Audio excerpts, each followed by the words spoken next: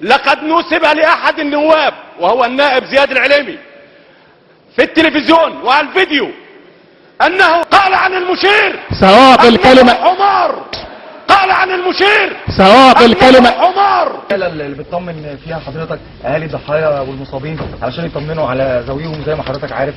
المتوفيين هنشوف هنبحث مواقفهم وان شاء الله هنديهم التعويضات لاهاليهم. حمار. احنا يعني صابرين عشان مصر يعني ما يتقالش عليها انها شايفين اللي حوالينا، شايفين حضراتكم اللي حوالينا، عايزين نبقى كده؟ ما هو من الاول كان ممكن نبقى كده. عمر ان شاء الله الشعب، بس احنا عايزين الشعب كله يشارك في حاجات زي دي. الشعب ما يقعدش، ما هو مين اللي عمل كده؟ ما هو افراد من الشعب المصري. الشعب المصري ساكت عليهم ليه؟ كله يشترك. قال عن المشير عمر.